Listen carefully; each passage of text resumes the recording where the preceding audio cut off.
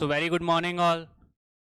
Welcome to BSC institute. कल हम लोग हमारी एमसीक्यू सीरीज में हम लोगों ने कंप्यूटर टॉपिक से रिलेटेड या जो हमारी सब यूनिट है कंप्यूटर उससे रिलेटेड एमसीक्यूज को सॉल्व किया था। ठीक है, अगर देखें तो हम लोगों ने जो हमारी पहली यूनिट है उसको क्या कर दिया है, हमने कंप्लीट कर लिया है। ठीक है, उससे रिलेटेड जो भी हमारे टॉपिक्स थे कंप्यूटर से रिलेटेड या ब्रांचेस से रिलेटेड या जो बेसिक नॉलेज हो सकती है कंप्यूटर की जो हमको पता होना चाहिए उससे रिलेटेड हमने सारे एमसीक्यू सॉल्व किए। ठीक है, लगभग 70-75 आपसे एमसीक्यूज होंगे और रिलेटिवली हम लोगों ने फैक्ट्स भी देखे थे। उसमें स्टार्टिंग के जो क्वेश्चंस थे उनमें फैक्ट्स ज़्यादा थे और बाद बाद के क्वेश्चंस में हम लोगों ने कॉन्सेप्ट भी देखे थे। ठीक है, तो कंप्यूटर से रिलेटेड हमने कॉन्सेप्ट्स भी क्लियर कर लिए और क्या फैक्ट्स पूछे जा सकते हैं उस तरीके के क्वेश्चन भी हमने देख लिए। ठीक है, वही सेम प्रोसेस हम लोग किस यूनिट के साथ करेंगे, हमारी नेक्स्ट यूनिट जो कि कौन सी है, इलेक्ट्रॉनिक्स। ठीक है, इलेक्ट्रॉनिक टेक्नोलॉजी के बारे में जो भी बोल सकते हैं कि आज की क्लासेस में हम फैक्ट्स डिस्कस करेंगे और जो मंडे को नेक्स्ट क्लास होगी उस क्लास में हम लोग कॉन्सेप्ट से रिलेटेड ज्यादातर चीजें देखेंगे कि इलेक्ट्रॉनिक्स में कौन कौन से कॉन्सेप्ट से रिलेटेड क्वेश्चंस पूछे जा सकते हैं। ठीक है, तो स्टार्ट करें। पहला क्वेश्चन क्या बोल के रखा है, हु रेम्ड एक्सरे, या बोल सकते हैं कि एस एक्स किरणों का नामांकन किसने किया था। ठीक है, नामांकन बोल सकते हो या डिस्कवर किसने किया था, किसने इसकी खोज की थी। ठीक है, उनके बारे में बताना है, किस इंसान ने की थी उसकी खोज।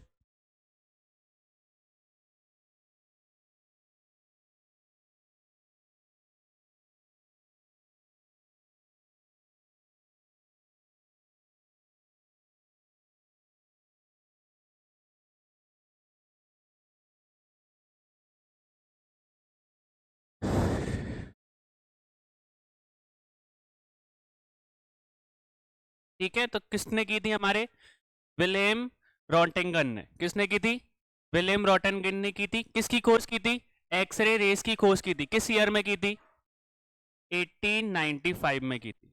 किस ईयर में की थी, और इसी एक्सरे को फाउंड करने के लिए उनको एक प्राइज मिला था। उस प्राइज को क्या बोला गया था, नोबल प्राइज। ठीक है, तो एक्सरे को फाउंड करने के बाद बोल सकते हैं विलियम रॉटनगन को क्या मिला था, नोबल प्राइज मिला था। और किस ईयर में उनको नोबल प्राइज दिया गया था,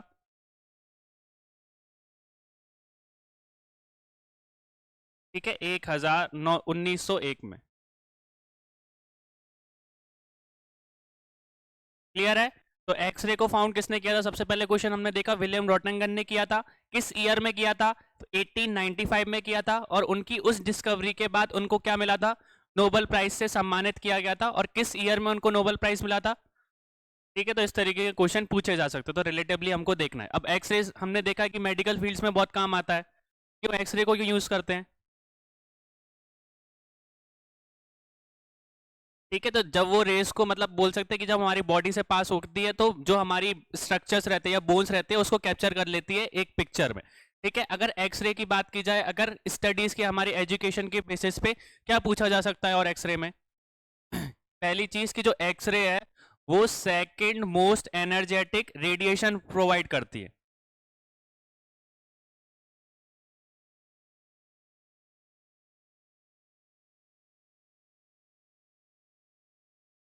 ठीक है, इसके जो रेडिएशन होते हैं वो कैसे होते हैं, मतलब बहुत ज्यादा तीव्र होते हैं, सेकंड मोस्ट होते हैं, पर कैसे होते हैं, second most energetic radiation provide करता। तो अगर सेकंड है तो फर्स्ट कौन सा है फिर, गामा रेस।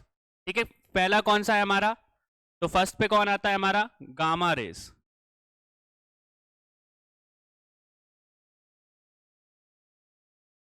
ठीक है, इस तरीके के क्वेश्चन पूछे जा सकते हैं। तो एक्सरे से हम लोग देखेंगे, तो एक्सरे क्या है, सेकंड मोस्ट एनर्जेटिक रेडिएशन है, कि मतलब सबसे तीव्र गति से रेडिएशन कौन सी रेस से निकलते हैं, सेकंड नंबर पे हमारे एक्सरे से। और पहले नंबर पे ऐसा कौन सा बोल सकते हैं कि रेज है जिसकी बोल सकते हैं कि रेडिएशन सबसे ज्यादा निकलते हैं, तो गामा रेस। ठीक है, तो ये चीज याद रखनी है हमको कि एक्सरे सेकंड नंबर पे आता है रेडिएशन के बेसिस पे और गामा पहले नंबर पे आता है।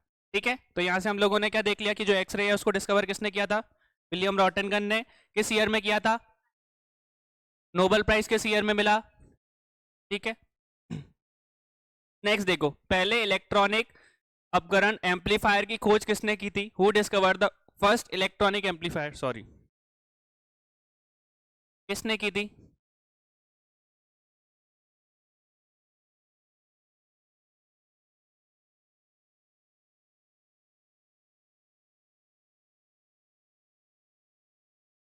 ठीक है, तो ईयर भी बता दो किस ईयर में की थी।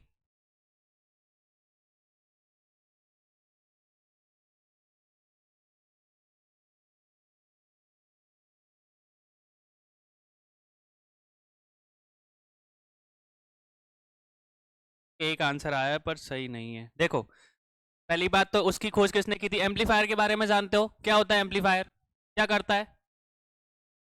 साउंड को एम्पलीफाई करता है। अब एम्पलीफाई मतलब कि उसकी स्ट्रेंथ को बढ़ा देता है। जैसे कि हम माइक की बात करते हैं, तो माइक में कोई इंसान बोलता है तो जो साउंड है वो इंक्रीज हो जाता है, उसकी स्ट्रेंथ क्या हो जाती है, मतलब उसकी रेंज भी इंक्रीज हो जाती है। तो वैसे ही अगर इंसान अगर पहली ब्रेंच पे बैठा है और अगर 500वीं रो पे बैठा है, तो उससे हमारी जो साउंड है एम्पलीफाई होके उस इंसान तक पहुंच जाती है। हमारी जो बोल सकते हैं कि साउंड की स्ट्रेंथ है वो क्या हो जाती है, इंक्रीज हो जाती है। किसके कारण? एम्पलीफायर के थ्रू। ठीक है, तो ये चीज याद रखना, जो एम्पलीफायर है वो किस चीज से रिलेटेड है, साउंड से रिलेटेड है, ऑडियो से रिलेटेड है, मतलब साउंड से रिलेटेड है या वीडियो से रिलेटेड है? साउंड से रिलेटेड है, कि जो हमारी साउंड रहती है जो वो उसको क्या कर देता है, वो एम्पलीफाई कर देता है, उसकी स्ट्रेंथ को क्या कर देता है, इंक्रीज कर देता है। अब दूसरी चीज की उसको पहले सबसे पहले इलेक्ट्रॉनिक एम्पलीफायर किसने डिस्कवर किया था या किसने उसकी खोज की थी, तो वो कौन थे? ली डी फॉरेस्ट। ठीक है, क्या नाम था उनका पूरा? ली डी फॉरेस्ट था। ठीक है, किस ईयर में की थी? 1912 में। ठीक है, तो फर्स्ट एम्पलीफायर जो है ली डी फॉरेस्ट ने किस ईयर में बनाया था? 1912 में बनवाया था। ठीक है, ये चीज याद रखना। बुक में थोड़ी चीजें गलत दी है भैया।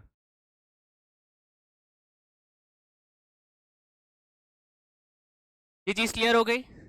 नेक्स्ट देखो हमारा क्वेश्चन क्या बोल रहा है। Who invented photoelectric cell?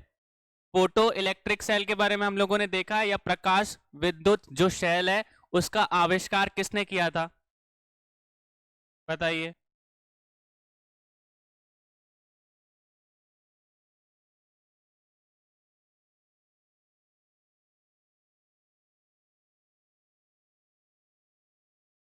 तुक्का मार रहे हो कि दो क्वेश्चन ऊपर के हो गए तो दो बच रहे हैं?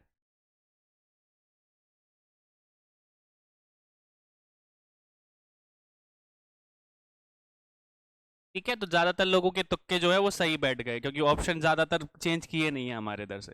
तो देखो, सबसे पहली चीज जो फोटो इलेक्ट्रिक सेल है उसको क्या बोला जाता है? प्रकाश विद्युत सेल। उसको किसने बनाया था? ठीक है, पहले उसकी खोज किसने की थी? चार्ल्स फिट्ज ने की थी। किसने की थी? किस ईयर में की थी? 1883 में। ठीक है, अब देखो मैं पहले से बता दूं, तो ये वाले क्वेश्चन में बहुत ज्यादा डाउट है। आपको नेट में देखोगे ना तो नेट में कुछ और मिलेगा, आपकी बुकों में देखोगे तो बुक में और कुछ ही मिलेगा। पर पहला अगर बात करो तो फोटो इलेक्ट्रिक सेल पहला किसने बनाया था? तो चार्ल्स फिट्स ने बनाया था। ठीक है, एक अमेरिकन साइंटिस्ट थे, उन्होंने बनाया था। किस ईयर में बनाया था? 1883 में बनाया था।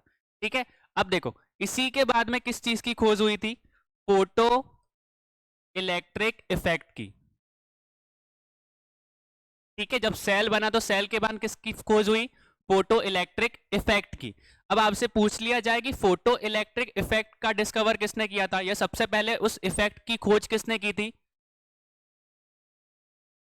हम उसका नाम मतलब बोल सकते हैं कि एक फ्रीक्वेंसी जानते हो? फ्रीक्वेंसी की ऐसा यूनिट पता है क्या है?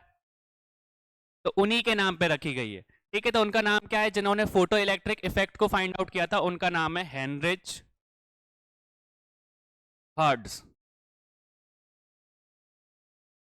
ठीक है, किस ईयर में की थी? तो हमारे बोल सकते हो कि 1887 में की थी, 4 साल के बाद।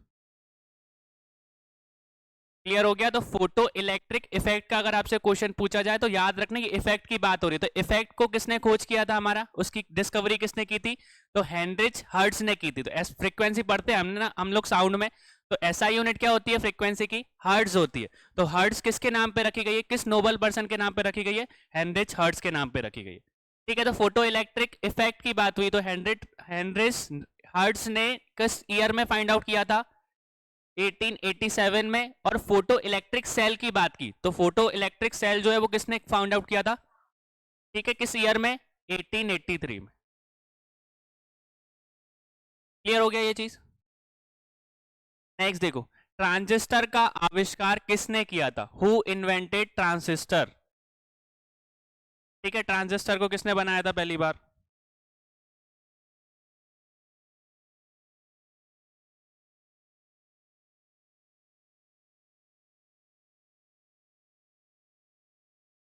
ठीक है, देखो एक और क्वेश्चन अगर हम लोग देखना चाहें ये वाले क्वेश्चन से, तो क्या बन सकता है, जो फोटो इलेक्ट्रिक सेल है उसके बारे में हम लोग मॉडर्न थ्योरी में किसके बारे में पढ़ते हैं? फोटो इलेक्ट्रिक सेल की थ्योरी भी किसी ने दी थी ना, उस थ्योरी किस ईयर में दी थी? 1905 में दी थी। उस चीज को भी याद रखना कि अगर यहाँ से क्वेश्चन पूछा जाए तो फोटो इलेक्ट्रिक सेल की, पहले अगर फोटो इलेक्ट्रिक इफेक्ट की बात करें तो पहले कंट्रीब्यूशन किसने दिया था? हेनरीज हिट्स ने दिया था, हर्ट्ज ने दिया था। फिर दूसरी बात करें तो जे जे थॉमसन ने भी एक थ्योरी दी थी जो हम लोग एनसीईआरटी में पढ़ते हैं। फिर जे जे थॉमसन के बाद बोल सकते हैं आइंस्टीन ने 1509 में रिलेटिविटी की जो थ्योरी दी थी वो इससे ली थी। ठीक है, तो इतना याद रखना कि आपके जे जे हेनरिच हर्ट्ज जो है, जे जे थॉमसन, आइंस्टीन किससे रिलेटेड है? फोटो इलेक्ट्रिक इफेक्ट से रिलेटेड। ठीक है, तो इस तरीके का क्वेश्चन पूछा जा सकता है कि फोटो इलेक्ट्रिक इफेक्ट से रिलेटेड कौन कौन से साइंटिस्ट हैं। तो पहले हमारे हेनरिच हर्ट्ज है, दूसरे जे जे थॉमसन है और तीसरे आइंस्टीन। नेक्स्ट देखो, हु इन्वेंटेड दैट, मतलब ट्रांजिस्टर का आविष्कार किसने किया था?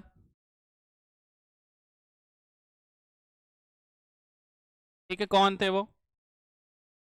यहाँ पे ऑल द अबव आ रहा है, तो अगर बोला जाए तो ट्रांजिस्टर का आविष्कार एक इंसान ने नहीं किया था, तीनों ने मिलकर किया था। ठीक है, कौन कौन थे वो? जॉन बाउडेन, बार्टल ब्रेटेन और विलियम शॉकली। तो तीनों ने मिलकर किस ईयर में इसका आविष्कार किया था? 1947। किस ईयर में किया था? 47। ठीक है, ये चीज याद रखना, ट्रांजिस्टर सबसे पहली बार का आविष्कार किस ईयर में हुआ था? 1947 में। और एक इंसान ने नहीं किया था, तीन लोगों ने मिलकर किया था। कौन कौन, क्या क्या नाम है उनका? जॉन बॉर्डेन, बार्टल ब्रेटेन और आपका विलियम शॉकली। ठीक है, तो तीनों का उसमें हाथ था। नेक्स्ट देखो, कॉपर बॉन्ड या बोल सकते हैं कॉपर पेयर भी बोला जाता है इसको, किस चीज से रिलेटेड है?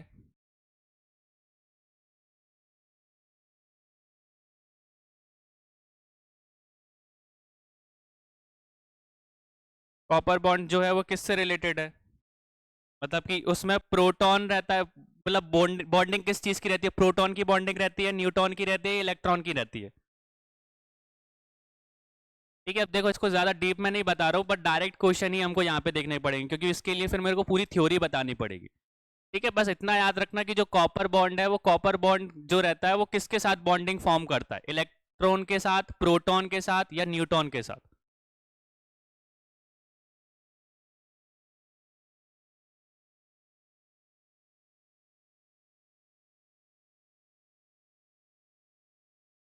ये तो एक दो आंसर आए, ठीक है।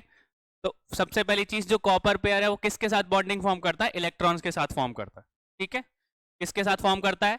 इलेक्ट्रॉन्स के साथ। उसका बोल सकते हैं कि एक तरीके की बॉन्डिंग रहती है इलेक्ट्रॉन्स की, उसमें बोल सकते हैं कि जो वो अति चालकों के इलेक्ट्रॉनिकों का क्या रहता है? वो बांध रहता है। या इलेक्ट्रॉनिक्स का, इलेक्ट्रॉन का क्या रहता है? उसमें सुपर कंप्यूटर रहता है।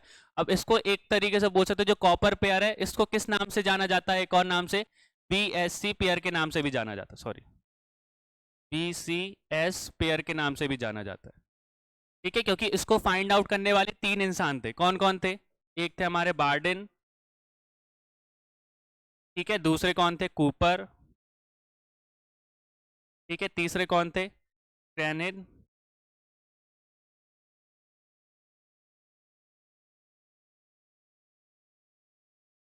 ठीक है, तो इस नाम से भी जाना जाता है इसको, बीएससी पेयर को।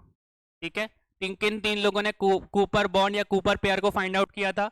बार्डेन, कूपर और साथ में स्कैनफियर। तो इन तीनों ने ही किसको फाइंड आउट किया था? कॉपर पेयर को फाइंड आउट किया था या कॉपर बॉन्ड को फाइंड आउट किया था। ठीक है, और इस पेयर में हमको, या बोल सकते हैं इस बॉन्ड में हमको किस तरीके की बॉन्डिंग देखने को मिलती है? इलेक्ट्रॉनिक की, इलेक्ट्रॉन्स की बॉन्डिंग देखने को मिलती है। किसके साथ? सुपर कंप्यूटर, मतलब सुपर कंडक्टर में। नेक्स्ट देखो, प्रतिचालकता के विषय में सर्वप्रथम खोज किसने की थी? Who discovered the first super conductivity? किसने की थी?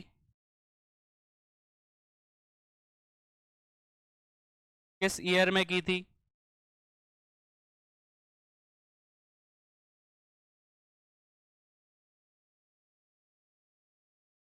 ईयर भी बताओ सभी।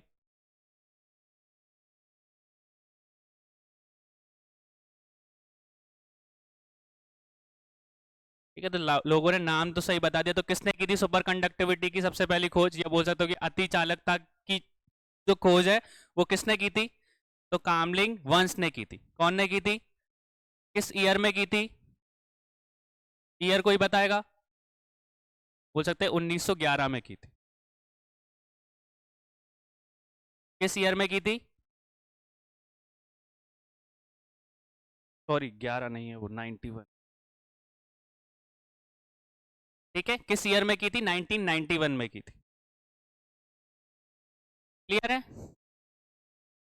नेक्स्ट देखो, when was the national conductivity science and technology board was establish? राष्ट्रीय अतिचालकता विज्ञान और योग्यता बोर्ड का स्थापना किस ईयर में की थी? जो हमारा सुपर कंडक्टिविटी साइंस से रिलेटेड जो बोर्ड था वो किस ईयर में स्टैब्लिश हुआ था? अब यहाँ पे थोड़ा स्पेसिफिक पूछ लिया है, मंथ के बारे में भी पूछा है।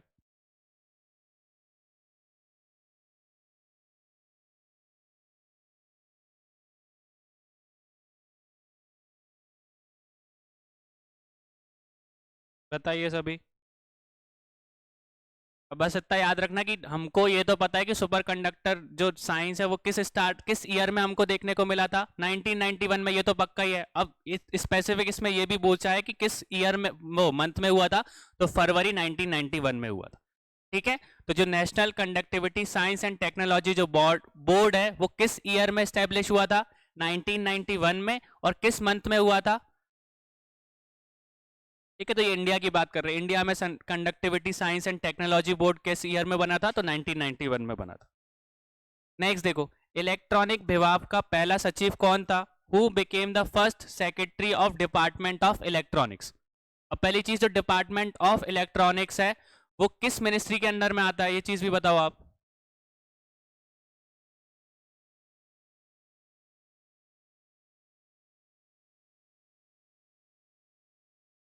ठीक है, आंसर भी बताना है और ये भी बताना है कि डिपार्टमेंट ऑफ इलेक्ट्रॉनिक्स किस मिनिस्ट्री के अंडर में आता है।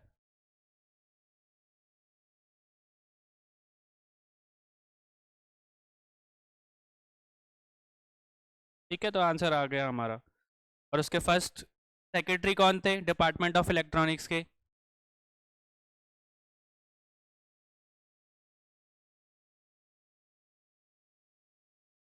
ठीक है, सूचना प्रौद्योगिकी जो मंत्रालय है हमारा, तो उसके बोल सकते हो फर्स्ट सेक्रेटरी कौन थे? एम जी के मेनन थे। कौन थे उसके फर्स्ट सेक्रेटरी? एम जी के मेनन थे। और ये डिपार्टमेंट जो था वो किस ईयर में फॉर्म हुआ था? 1972 में फॉर्म हुआ था। मतलब कि 1972 में पहले सेक्रेटरी बनाए गए थे। कौन बनाए गए थे? एम जी के मेनन। किसने बनाया था उनको? उस टाइम पे कौन था पीएम? इंदिरा गांधी थी। तो इंदिरा गांधी की गवर्नमेंट के टाइम पे इस मिनिस्ट्री को फॉर्म किया गया था, या बोल सकते इस डिपार्टमेंट को फॉर्म किया गया था। और उस डिपार्टमेंट के फर्स्ट सेक्रेटरी या संचालक कौन थे हमारे? ठीक है, एमजी के मेनन थे। और ये भी याद रखना कि ये किस मिनिस्ट्री के अंदर में आता है? तो ministry of electronic and IT depart, मतलब इंफॉर्मेशन टेक्नोलॉजी। ठीक है, ये चीज याद रखना।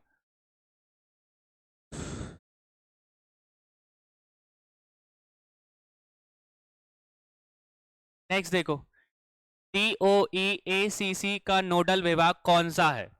ठीक है, ये किस से रिलेटेड है हमारी? DOE-ACC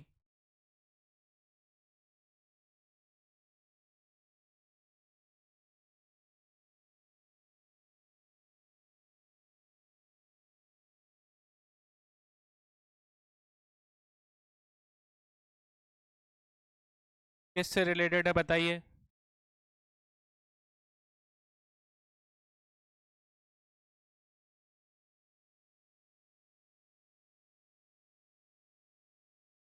ठीक है, तो आंसर बताओ सभी। इसके बारे में सुना है आपने? एक तरीके का कंप्यूटर कोर्स होता है, जैसे पीजीडीसीए होता है, डीसीए होता है ना, एक तरीके का ये ए लेवल का कंप्यूटर कोर्स होता है। ठीक है, तो अगर यहाँ पे देखो तो किस से रिलेटेड लग रहा है आपको ये? ठीक है, तो वही है। ठीक है, तो पहली चीज क्या है, इसका फुल फॉर्म देख लो। तो department of electronics accreditation station of computer courses.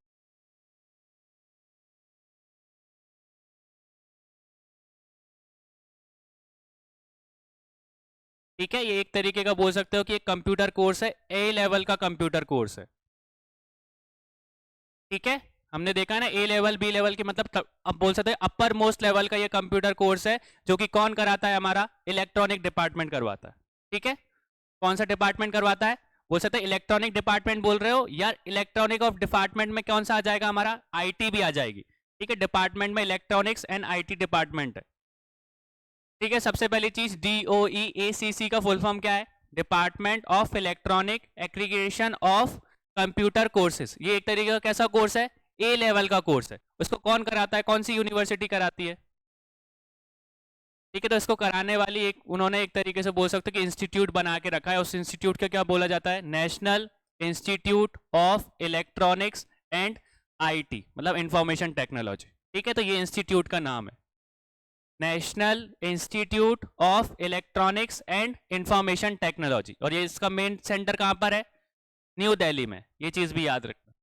ठीक है, तो अगर आपसे पूछ लिया जाए कि DOEACC क्या है, तो एक तरीके का कंप्यूटर कोर्स है। किस तरीके का, ए लेवल का कंप्यूटर कोर्स है। और इसको कौन कराता है, तो एप्लीकेशन अगर किसी को भी कराना तो एप्लीकेशन किससे लेना पड़ता है आपको, national institute of electronic and information technology से आपको लेना पड़ेगा। और उसका हेडक्वार्टर या मेन सेंटर कहाँ पर है, न्यू दिल्ली में।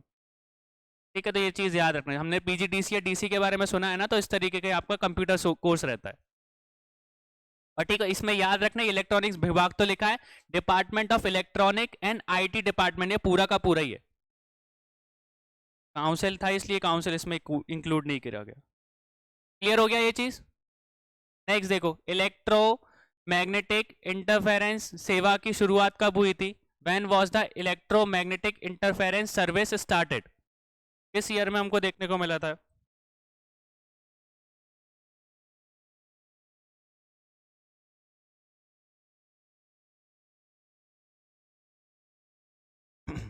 अब देखो, मान रहा हूँ कि ऐसे क्वेश्चन है जो कि हम लोगों ने बहुत कम पढ़े होंगे, पर ये फैक्ट वाले हैं जो आ सकते हैं, इसलिए हम उन लोगों को डिस्कस कर रहे हैं।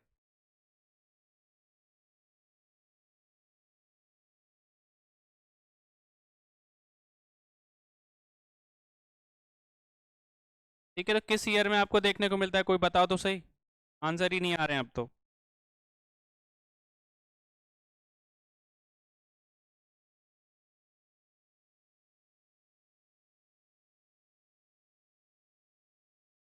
ठीक है, तो किस ईयर में हमको देखने को मिला था, 2005 में, और किस डेट को, 15 जुलाई 2005।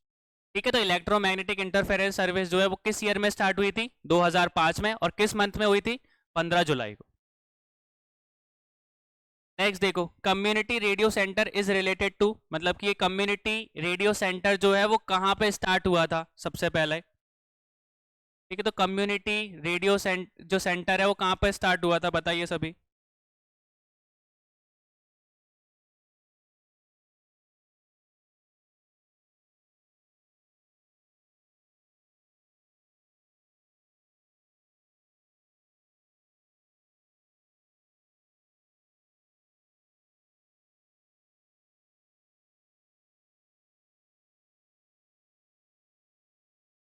ठीक है, तो जो कम्युनिटी रेडियो सेंटर की बात हो रही है या केंद्र की बात हो रही है, केंद्र सबसे पहले कहाँ पे स्टार्ट हुआ था या कहाँ पे हमको देखने को मिला था, तो दिल्ली में स्टार्ट हुआ था। कहाँ पे स्टार्ट हुआ था, दिल्ली में एक यूनिवर्सिटी है, DU के बारे में आपने सुना होगा या दिल्ली यूनिवर्सिटी के बारे में सुना होगा, तो उस यूनिवर्सिटी में एक कम्युनिटी रेडियो स्टार्ट हुआ था।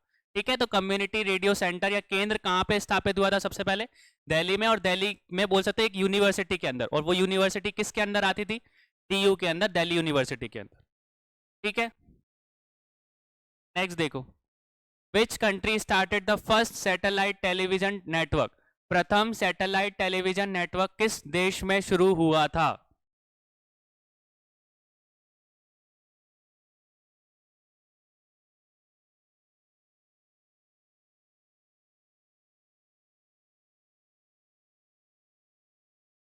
हर चीज में अमेरिका ही आगे रहेगा क्या भैया, कुछ काम कोई और भी कर सकता है। साउथ कोरिया भी नहीं है। अब देखो, जो फर्स्ट सैटेलाइट टेलीविजन है या वो सब प्रथम सैटेलाइट टेलीविजन नेटवर्क किस देश में शुरू हुआ था, तो सोवियत यूनियन में स्टार्ट हुआ था या रूस में स्टार्ट हुआ था। ठीक है, आज के टाइम पे हम लोग रूस बोलते हैं, पर उस टाइम पे वो कौन सा था, किस ईयर में हुआ था, चलो ये तो मैंने बता दिया, फर्स्ट सैटेलाइट टेलीविजन इधर स्टार्ट हुआ था। इंडिया की बताओ, इंडिया में कब स्टार्ट हुआ था फर्स्ट सैटेलाइट नेटवर्क, किसी को पता है? इंडिया में कब स्टार्ट हुआ था? इंडिया में दूरदर्शन के बारे में तो हम लोगों ने देखा है, जो दूरदर्शन था वो कैसा नेटवर्क था? टेरेस्ट्रियल नेटवर्क था, वो सैटेलाइट नेटवर्क नहीं था। स्टार्टिंग जब हुई थी बोल सकते हो कि दूरदर्शन की, तो 1959 में हुई थी। ठीक है, तो 1959 में वो किस तरीके की सैटेलाइट थी? टेरेस्ट्रियल सैटेलाइट थी। ठीक है, अब सैटेलाइट बोल सकते, टेरेस्ट्रियल नेटवर्क था, सैटेलाइट नेटवर्क नहीं था। ठीक है, दोनों में अंतर होता है। टेरेस्ट्रियल की बात करोगे तो रेडियो फ्रिक्वेंसी, पहले के टाइम पर रेडियो ज्यादा एक्टिव थे ना, तो जो दूरदर्शन था वो किसके लिए बनाया गया था? रेडियो के हिसाब से बनाया गया था। ठीक है, तो वो टेरेस्ट्रियल नेटवर्क था। ठीक है, पर हम लोग किसकी बात कर रहे हैं? सैटेलाइट नेटवर्क की बात कर रहे हैं। तो सैटेलाइट नेटवर्क की बात करोगे तो सैटेलाइट नेटवर्क का जो बोल सकते हैं कि पहला नेटवर्क किस कंट्री में हमको देखने को मिला था?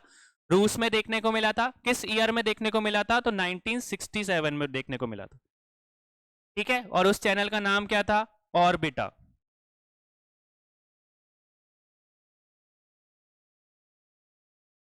क्या नाम था? ऑर्बिटा। तो ये क्वेश्चन पूछा जा सकता है कि फर्स्ट सैटेलाइट नेटवर्क हमको किस कंट्री में देखने को मिला था?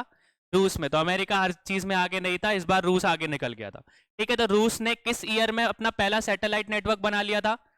1967 में। और उस नेटवर्क का नाम क्या था? अब इंडिया का बताओ कि इंडिया का पहला सैटेलाइट नेटवर्क चैनल कौन सा था? अभी इतना हिंट दे लो, आज के टाइम पे उस पर सीरियल आते हैं। वो और भी, बस मतलब कलर्स तो बहुत ज्यादा ही नया है। दो मेन बोल सकते हो कि कंटेंडर कौन से हैं? एक तो स्टार हो सकता है और दूसरा कौन सा जी हो सकता है। तो पहला सैटेलाइट नेटवर्क कौन सा था हमारा, जो कि किस ईयर में बना था? 1992 में देखने को मिला था। और वो पहला चैनल कौन सा था? जी टीवी। कौन सा चैनल था? ठीक है, तो जी टीवी के पास पहले राइट मिले थे किसके? फर्स्ट सैटेलाइट टेलीविजन नेटवर्क के। ठीक है, अब यहाँ पे हम लोग बात करते हैं कि इस जो जी टीवी है, उस जी टीवी के बोल सकते हैं सीईओ या फाउंडर कौन थे? ये भी पूछा जा सकता है। तो सुभाष चंद्रा थे। ठीक है, सुभाष चंद्रा किसके फाउंडर है? जी टीवी के नहीं है, जी इंटरटेनमेंट के हैं। जी इंटरटेनमेंट के अंदर बहुत सारी चीजें आती है, जी टीवी भी आती है, जी सिनेमा भी आती है, तो उसको आज के टाइम पे हम लोग क्या बोलते हैं? जी इंटरटेनमेंट बोलते हैं। ठीक है, तो जी इंटरटेनमेंट के अंदर बहुत सारे चैनल्स आते हैं, उन चैनल में से एक जी टीवी था, जो कि इसकी स्टार्टिंग कब हो गई थी? 1992 में हुई थी। वो पहला चैनल था जो कि कैसा चैनल था? फर्स्ट सैटेलाइट टेलीविजन नेटवर्क था। ठीक है, और पहले अगर पूरे वर्ल्ड की बात करें तो वर्ल्ड में पहला फर्स्ट सैटेलाइट टेलीविजन चैनल किसने स्टार्ट किया था? रूस ने स्टार्ट किया था। किस ईयर में किया था? और उसका नाम क्या था? ऑर्बिटा। ठीक है, अब दूरदर्शन की बात करते हैं। दूरदर्शन एक तरीके से टेरेस्ट्रियल नेटवर्क था। ठीक है, एज अ रेडियो स्टार्ट हुआ था, फिर 1992 के बाद बोल सकते हैं कि हम लोगों ने दूरदर्शन को दो पार्ट्स में डिवाइड कर दिया गया था। एक ऑल इंडिया रेडियो अलग हो गया था, एक दूरदर्शन जो टेलीविजन वाला था वो अलग हो गया था। ठीक है, तो वो डेवलपमेंट भी हमको 1992 के बाद में देखने को मिला था। क्लियर हो गया ये चीज?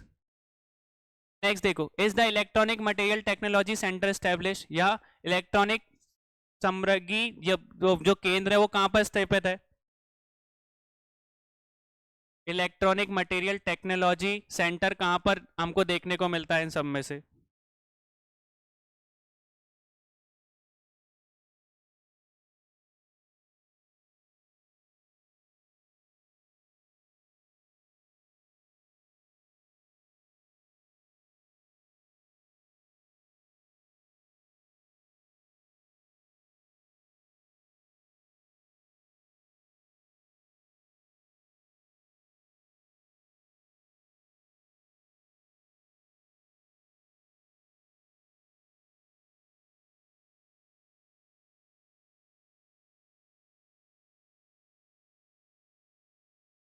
ठीक है, तो कहां पर देखने को मिलता है हमको? तीन जगह है वैसे बेसिकली बात करो तो। अगर हेडक्वार्टर की बात करूँ ना मैं, तो हेडक्वार्टर कहाँ पे देखने को मिलता है हम लोगों को? पुणे में देखने को मिलता है इसका। ठीक है, और दो अलग जगह कौन कौन सी हैं? एक है हमारा हैदराबाद, और दूसरा कौन सा है? त्रिशूर। त्रिचूर जिसको बोला जाता है। ठीक है, जो कहाँ पर है? केरला में। तो इसमें से हमको कौन सा ऑप्शन दे के रखा है? त्रिशूर वाला आपका ऑप्शन दे के रखा है। तो यहाँ पे ऑप्शन कौन सा सही हो जाएगा? त्रिशूर सही हो जाएगा। पर अगर आपसे पूछा जाए कि material electronic material technology centre का हेडक्वार्टर कहाँ है, तो वो कहाँ पर है हमारा, पुणे में स्थित है। ठीक है, तो यहाँ पे पुणे नहीं था, हैदराबाद नहीं था, कौन सा था हमारा, त्रिशूर था, तो इसलिए हम लोगों ने त्रिशूर को लगा दिया। ठीक है, ये त्रिशूर कहाँ पर हमको देखने को मिलता है, तो केरला में।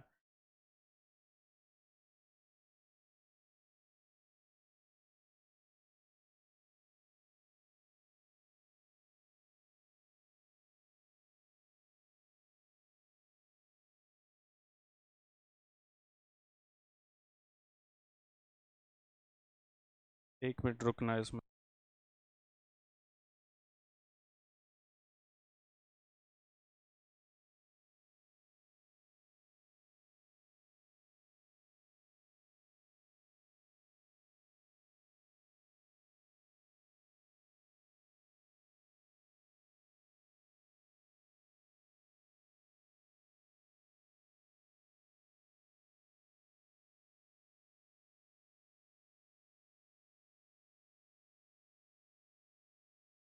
ठीक है, चलो नेक्स्ट क्वेश्चन देखें। और इसको ये चीज़ याद रखना, शॉर्ट में किस नाम से जाना जाता है, सी मैट के नाम से जाना जाता है। ठीक है, centre of material of electronics and IT department. Next देखो, which city of the Madhya Pradesh has been selected for the Indian technology manufacturing cluster. Madhya Pradesh में से किन शहरों में भारतीय इलेक्ट्रॉनिक मैन्युफैक्चरिंग क्लस्टर हेतु संचायित किया गया है? कहाँ कहाँ पे देखने को मिलता है हमको मध्य प्रदेश में?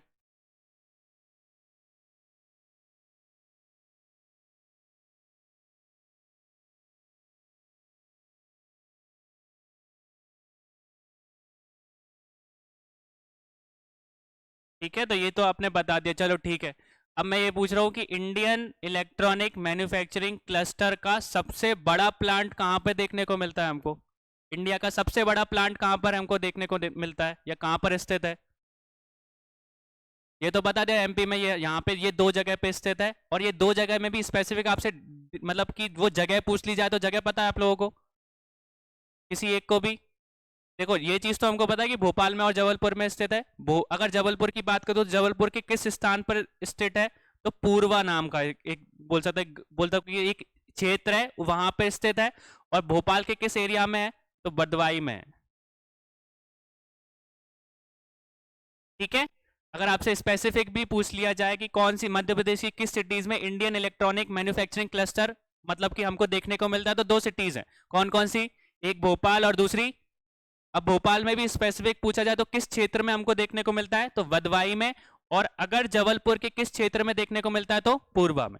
ठीक है, फिर हमारा दूसरा क्वेश्चन कोई कि biggest Indian menu electronic cluster कहां पर है? सबसे बड़ा प्लांट कहां देखने को मिलता है हमको? तो ये क्वेश्चन पूछा जा सकता है, या करंट में भी आया था, तो आदित्यपुर है वो। ठीक है, सबसे बड़ा बोल सकते हैं कि मैन्युफैक्चरिंग क्लस्टर या इलेक्ट्रॉनिक मैन्युफैक्चरिंग क्लस्टर इंडिया में कहां पर हमको देखने को मिलता है, तो आदित्यपुर में। आदित्यपुर कहां पर है? जमशेदपुर के पास में स्थित है, कि झारखंड वाले एरिया में आता है।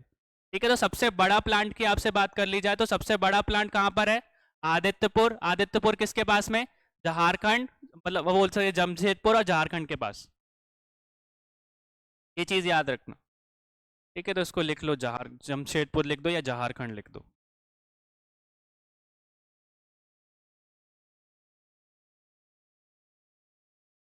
क्लियर है ये चीज?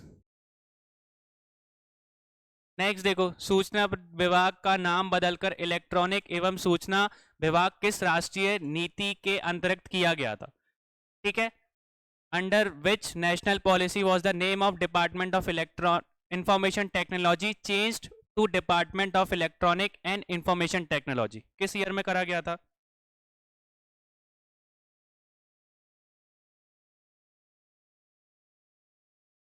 ठीक है, तो इसका आंसर सबको पता है। तो हमारी जो नेशनल टेक्नो वो इलेक्ट्रॉनिक पॉलिसी बनी थी किस ईयर में? 2012 में। तो 2012 में जो पॉलिसी बनी थी, उस पॉलिसी में हमने क्या देखा था कि डिपार्टमेंट का नाम चेंज कर दिया था। पहले हमारा कौन सा डिपार्टमेंट का नाम था? डिपार्टमेंट ऑफ आईटी डिपार्टमेंट था। आईटी के साथ में क्या जोड़ दिया था इन्होंने? इलेक्ट्रॉनिक भी जोड़ दिया था, तो department of electronics and information technology हो गया था। ठीक है, तो ये चीज याद रखना किस पॉलिसी के थ्रू हुआ था, तो 2012 में जो नेशनल इलेक्ट्रॉनिक पॉलिसी बनी थी उसके अंतरिक्त हुआ था। ठीक है, क्लियर है ये? नेक्स्ट देखो, ICO 9000 सर्टिफिकेशन स्कीम किस चीज से रिलेटेड है? हम लोगों ने देखा है कि जब भी आप बोल सकते हैं कि इलेक्ट्रॉनिक चीज खरीदते हो तो उसके पीछे लिखा रहता है, जैसे ISI मार्क हम लोगों ने देखा है, वैसे ही एक तरीके का बोल सकते हैं कि ISO 900 एक तरीके का मार्क है। ठीक है, जो कि बोल सकते हैं कि सर्टिफिकेशन देता है कि वो प्रोडक्ट बोल सकते हैं कि अच्छा बना है या उसकी क्वालिटी अच्छी है। तो इसको कौन, मतलब ये किससे रिलेटेड है हमारा?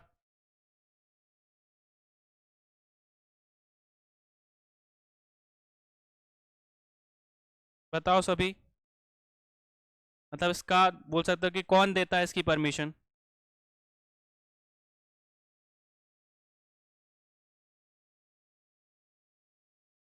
कि कोई CDEC बता रहा है, कोई DOE ACC बता रहा है।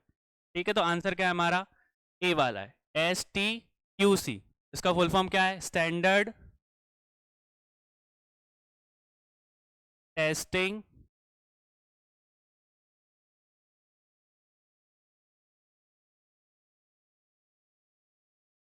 एंड टेस्टिंग ऑफ क्वालिटी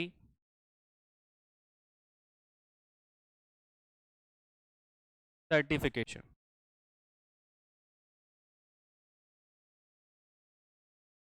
ठीक है, ये बोल सकते हैं कि department of electronics and IT department के अंदर में आता है।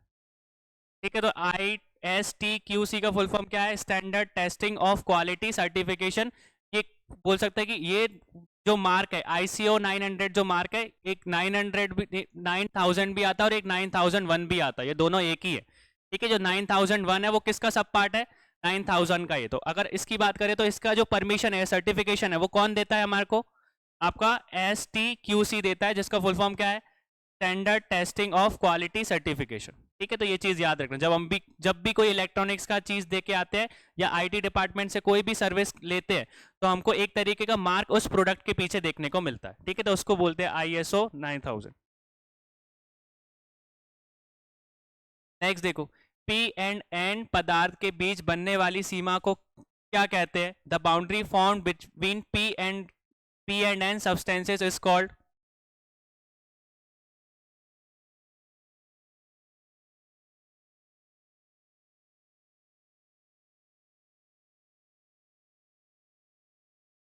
क्या बोलते हैं? और देखो आपके लिए एक और क्वेश्चन है, ये हम लोगों ने पढ़ा ISO। ठीक है, इस ISO का फुल फॉर्म क्या होता है ये आपको कमेंट सेक्शन में बताना है।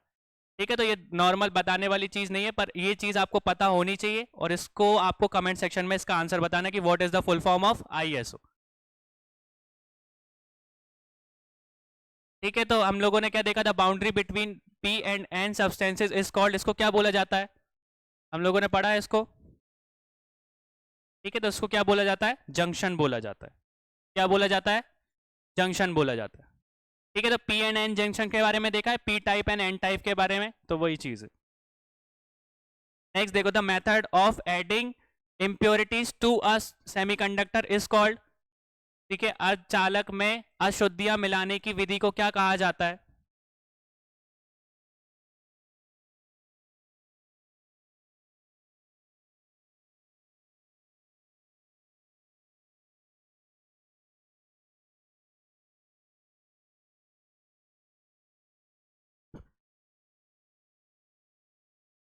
ठीक है, तो क्या बोला जाता है इसको? डोपिंग बोला जाता है।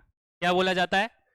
कि जो सेमीकंडक्टर रहते हैं उसमें जब इम्प्योरिटीज ऐड करते हैं तो उस चीज को क्या बोला जाता है? डेफिनेशन को डोपिंग बोला जाता है।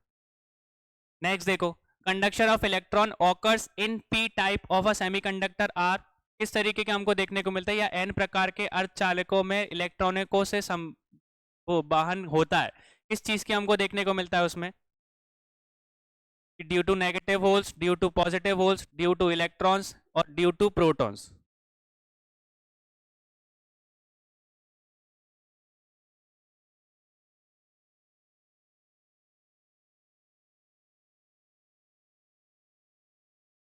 ठीक है, तो ड्यू टू नेगेटिव होल्स। अब इसको ज्यादा डीप में नहीं पढ़ा रहा हूँ, पर इतना याद रखना कि जो P&N जंक्शन होते हैं ना, उसमें हमको चीजें देखने को मिलती है कि अगर आप देखो स्पेसिफिक, अगर आपको डिफ्रेंशिएट करना है तो यहाँ पे अगर पी की बात करो या पी टाइप की बात करो तो इसमें इलेक्ट्रॉन्स कैसे रहते हैं, डेफिशिएंसी रहती है, मतलब इलेक्ट्रॉन्स की इसमें कमी रहती है।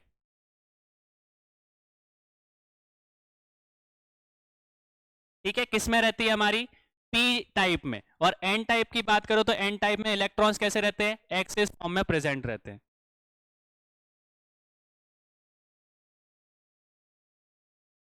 ठीक है, अगर बेसिक एक डिफरेंस आपको देखना है तो एक डिफरेंस हम लोग देखें तो पी टाइप जो है, पी टाइप में इलेक्ट्रॉन्स कैसे रहते हैं, कम रहते हैं, उनमें डेफिशिएंसी रहती है। और एन टाइप के सेमीकंडक्टर्स में या एन टाइप में आप देखोगे तो इलेक्ट्रॉन्स कैसे रहते हैं, एक्सिस फॉर्म में प्रेजेंट रहते हैं।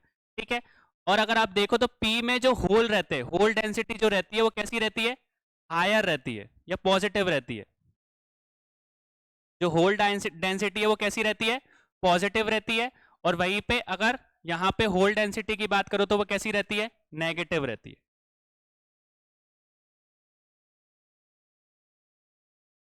क्लियर हो गया, तो बेसिक इतना याद रखना कि पी जंक्शन की बात करो तो पी जंक्शन में इलेक्ट्रॉन्स कैसे रहते हैं, ज्यादा प्रेजेंट रहते हैं।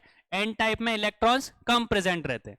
पी टाइप में होल डेंसिटी जो है वो कैसी रहती है, पॉजिटिव फॉर्म में रहती है। और एन टाइप में होल डेंसिटी कैसी रहती है, तो यही हमसे क्वेश्चन पूछा गया था कि जो एन टाइप कंडक्शन है वो एन टाइप में सेमीकंडक्टर्स में हमको किस तरीके के होल्स देखने को मिलते हैं, तो नेगेटिव होल्स देखने को मिलते हैं। ठीक है, तो इतना याद रखना, पी में इलेक्ट्रॉन्स डेफिशिएंट मतलब डेफिशिएंसी रहती है।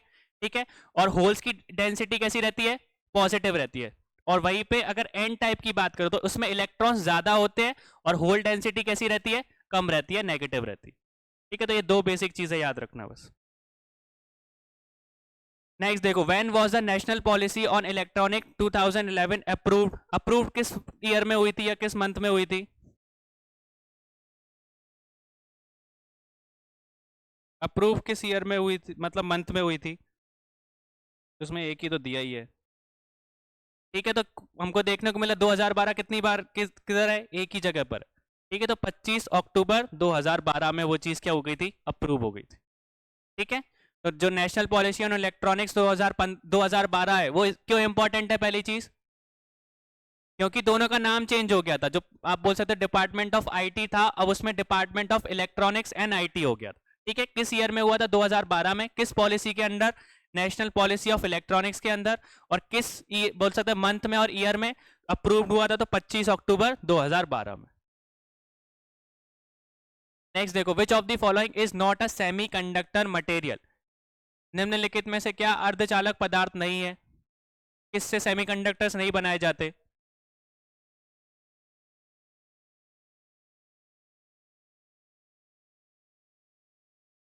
कि अब यहाँ पे ऑल द अबव क्यों नहीं लगाया आप लोगों ने, क्योंकि ज़्यादातर जिस क्वेश्चन में ऑल द अबव होता है सब ऑल द अबव ही लगाते हो। तो हमने देखा है कि जो सेमीकंडक्टर है वो सेमीकंडक्टर किससे नहीं बनाए जाते, कार्बन से नहीं बनाए जाते। ठीक है, कार्बन की प्रॉपर्टी बोल सकते हैं सेमीकंडक्टर बनाने के लिए बोल सकते हैं कि कैपेबल नहीं है।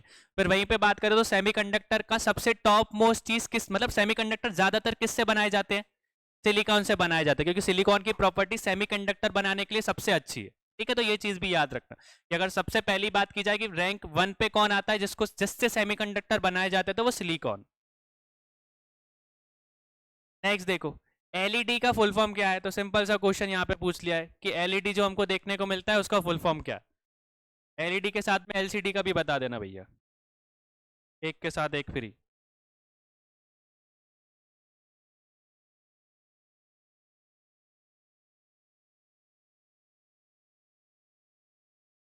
ठीक है, तो ये तो बता दिया आपने एलईडी का, एलसीडी का फुल फॉर्म बताओ। ठीक है, एक ने उस एलसीडी का भी बता दिया।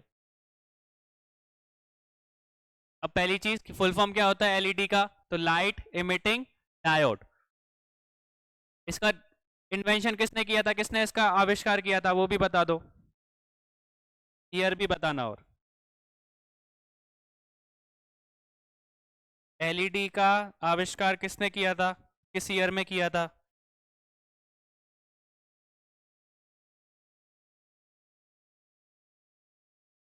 पता है किसी को, किसने किया था, निक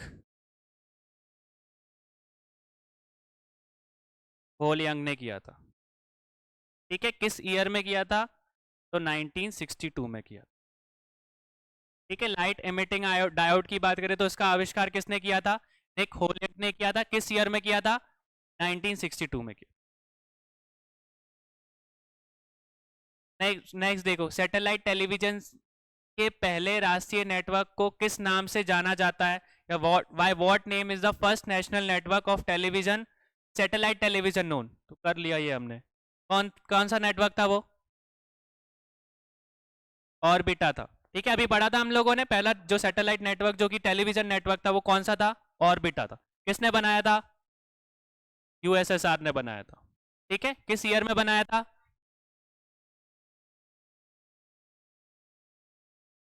क्लियर है? नेक्स्ट देखो, when was the national channel started? हमारा जो पहला नेशनल चैनल है वो किस ईयर में स्टार्ट हुआ था? यहाँ पे थोड़ी एक गलती है, एक ऑप्शन मैं अलग से दे रहा हूँ।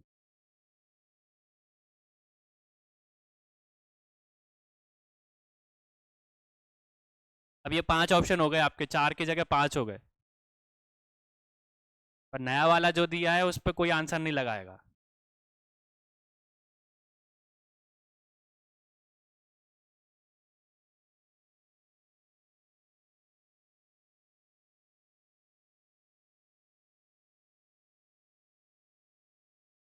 मैं पहले ही बोल रहा था भैया गलत है मेरा वाला, तो अब उसी को बता रहे वो भी गलत है। 15 मई नहीं है, 15 सितंबर है।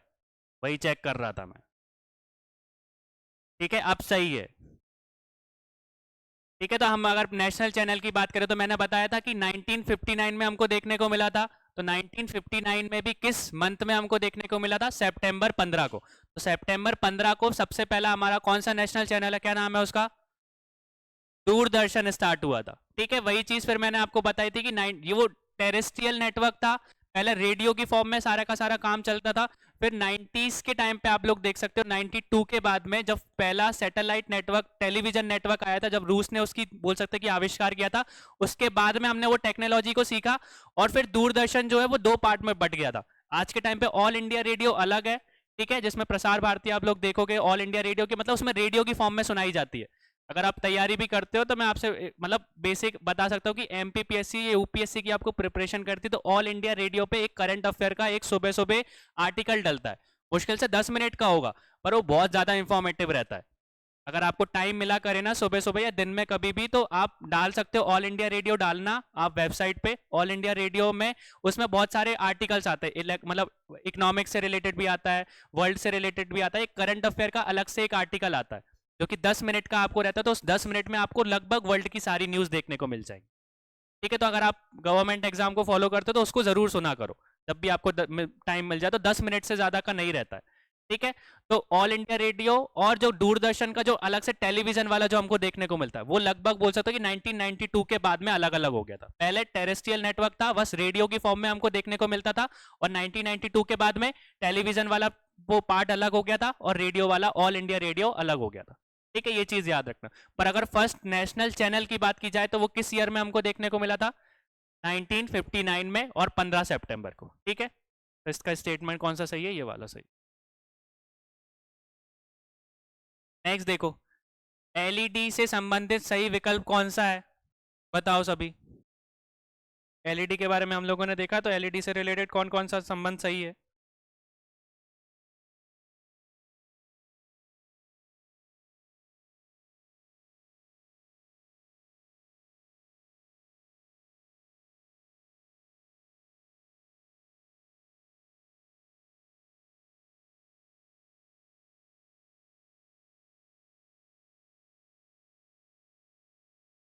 ठीक है, तो पहली चीज पढ़ लो कि it is a semiconductor diode. हमने देखा था ये अर्धचालक डायोड होता है। ठीक है, तो पहला स्टेटमेंट कैसा है? सही है। दूसरा, visible and invisible light is emitted through it, तो बोल सकते हो कि बोल सकते दृश्य और अदृश्य प्रकाश भी हमको इसमें देखने को मिलता है। तो दूसरा स्टेटमेंट भी क्या हो गया? सही हो गया। फिर इसके बाद it's main light producing component is gallium arsenide, तो इसका जो प्रमुख बोल सकते हैं कि जो रहता है वो कैसा रहता है? हमारा गालियम आर्केनाइड से बना होता है। तो चार तीनों के तीनों स्टेटमेंट क्या हो गए हमारे? सही हो गए। तो क्या हो गया हमारा? All the above. ठीक है, इससे थोड़ी सी एलईडी से रिलेटेड ये इन्फॉर्मेशन पढ़ लेना कि जो सिलिकॉन, ये सबसे पहली चीज की सेमीकंडक्टर डायोड से बनता है, और हमको दृश्य और अदृश्य जो भी प्रकाश रहता है वो इससे पास थ्रू हो जाता है, इमिट हो जाता है। और दूसरी चीज की इसका जो मेन कंपोनेंट है, जो लाइट जिससे निकलती है, वो किसका बना रहता है, हमारा गैलियम आर्सेनाइड से। ठीक है, नेक्स्ट देखो, under the cable television network bill which type of channel was made mandatory for the cable operator to broadcast. ठीक है, तो अभी हम लोगों ने देखा था कि बहुत से, अभी टाटा स्काई की बात करो या बहुत सारे जो भी आपके एसआर डिजिटल का जो भी लगता है, तो उसमें हमको कुछ चैनल्स क्या देखने को मिलते हैं, फ्री देखने को मिलते हैं। तो वो कैसे चैनल्स होते हैं, उनको क्या बोला जाता है,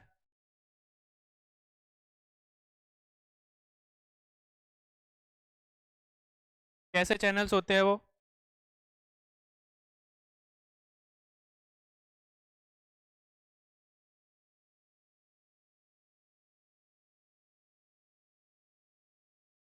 कोई आंसर नहीं कर रहा क्या?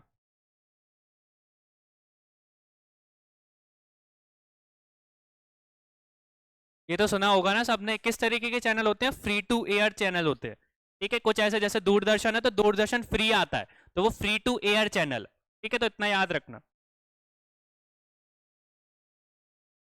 नेक्स्ट देखो, Orbita which is known as the first satellite network of satellite television was created by. तो ये पढ़ लिया हम लोगों ने, किसने बनाया था ऑर्बिटा? ठीक है, आपका यूएसएसआर ने या सोवियत यूनियन ने।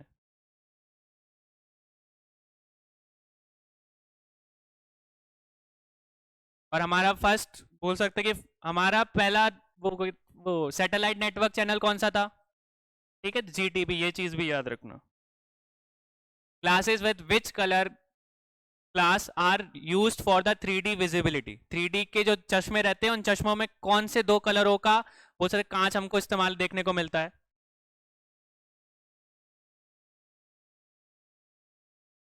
ठीक है, अब नीले की भी बात करूं तो नीले का भी एक स्पेसिफिक कलर है, उस कलर का नाम बताओ कोई। प्रॉपर नीला यूज नहीं होता, एक नीले का भी एक टाइप है, उसको उस टाइप का नीला यूज होता है। जैसे कि इंडिगो नीला तो बहुत सारे कलर के होते हैं ना, तो नीला में भी कौन सा नीला?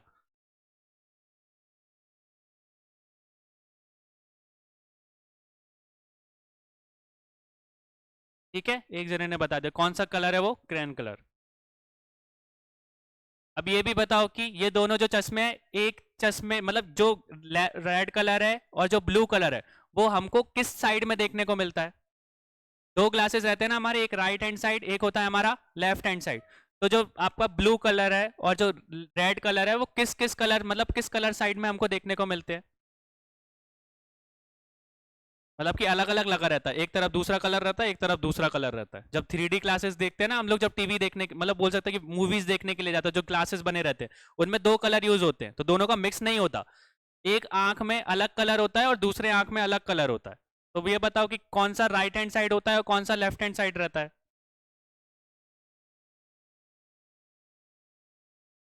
ये तो कोई ने नहीं बताया, पर याद रखना, जो ब्लू कलर है या क्लैन कलर है, वो कौन सी साइड रहता है?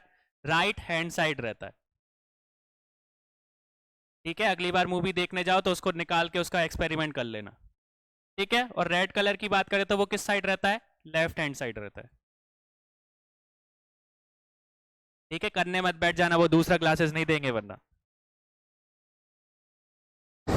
तो हम लोगों ने 3D क्लासेस के बारे में देखा, तो 3D क्लासेस जो रहते हैं, जो चश्मा रहता है, वो दो कलर के ऊपर बना रहता है और दोनों साइड अलग अलग कलर रहते हैं।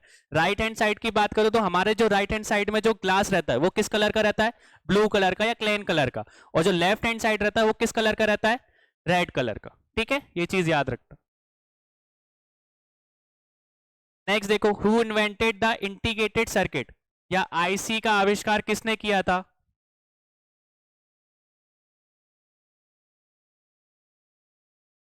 ठीक है, तो लोगों ने बता दिया बोथ ऑफ दी अबव। तो किसने किया था?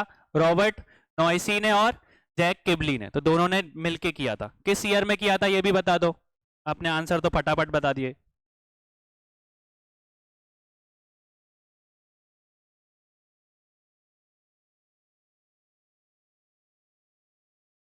ठीक है, एक आंसर आया है, पर सही देखोगे तो 25 अप्रैल 1961 में किया था भैया। ठीक है, आईसी का अगर प्रॉपरली देखोगे तो किस ईयर में हमको देखने को मिला था? 1961 में देखने को मिला था। नेक्स्ट देखो, एमपी में इलेक्ट्रॉनिक एवं सूचना पार्क कहाँ स्थित है? Where is the electronic and information technology park established in MP? MP में कहाँ देखने को मिलता है हमको आईटी पार्क? ठीक है, और इंदौर के अलावा एक और कहाँ जगह पे देखने को मिलता है?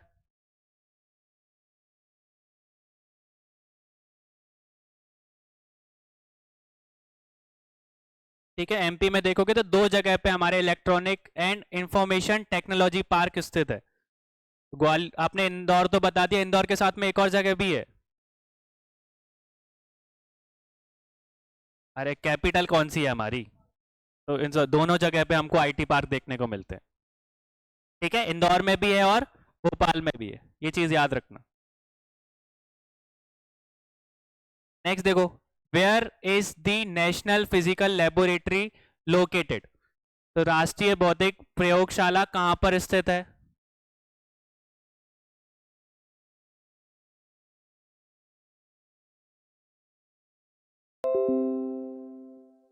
ठीक है, तो इसका आंसर सबको पता है, कहाँ पर स्थित है सारी की सारी ज्यादातर नेशनल लेबोरेटरीज? न्यू दिल्ली में। ठीक है, नेक्स्ट देखो, where is the headquarter of international maritime satellite organisation located? जिसको हम लोग क्या बोलते हैं, इमारसेट के नाम से जानते हैं। तो इंटरनेशनल मैरीटाइम सैटेलाइट ऑर्गेनाइजेशन जो है वो किस जगह पे लोकेटेड है? इस ये हमारा आज का क्वेश्चन ऑफ द डे। ठीक है, इसका आंसर आपको कहां पर देना है? कमेंट सेक्शन में देना है। तो कमेंट सेक्शन में देने के लिए आपके पास दो क्वेश्चंस है। एक हमारा जो क्वेश्चन नंबर 32 है कि where is the headquarter of international maritime satellite organisation located, और दूसरा आपको आईएसओ का फुल फॉर्म बताना है। ठीक है, आईएसओ 9000 हमने पढ़ा था। ठीक है, ये 9001 दो टाइप हमको देखने को मिलते हैं। तो इनमें जो आईएसओ है उसका फुल फॉर्म क्या होता है? ठीक है, तो ये दो क्वेश्चंस का आंसर आपको कहां पर देना है? ठीक है, तो आज के सेशन के लिए हम लोगों ने जितने भी फैक्ट से रिलेटेड चीजें थी ना, इलेक्ट्रॉनिक से रिलेटेड, वो सारी की सारी चीजें देखी कि ट्रांजिस्टर क्या होता है, एम्पलीफायर क्या होता है, आईसी से रिलेटेड हम लोगों ने चीजें देखी। ठीक है, या बोल सकते हो कि इलेक्ट्रॉनिक की फील्ड में मिनिस्ट्री से रिलेटेड जितने भी क्वेश्चंस थे कि डिपार्टमेंट कब बना, मिनिस्ट्री कब बनी, किसके अंडर में बनी, फर्स्ट सेक्रेटरी कौन था, तो जो फैक्ट वाले क्वेश्चन है वो हम लोगों ने आज के सेशन में कंप्लीट कर लिए। ठीक है, तो हम जो नेक्स्ट सेशन रहेगा उसमें ज्यादातर कोशिश करेंगे कि कॉन्सेप्ट से रिलेटेड क्वेश्चंस को करें। ठीक है, तो आप कॉन्सेप्ट्स को अच्छे से पढ़ के आना अगली क्लास में, जो आपके पास नोट्स हैं, तो उससे और अच्छी आपकी प्रिपरेशन हो जाएगी। ठीक है, थैंक यू।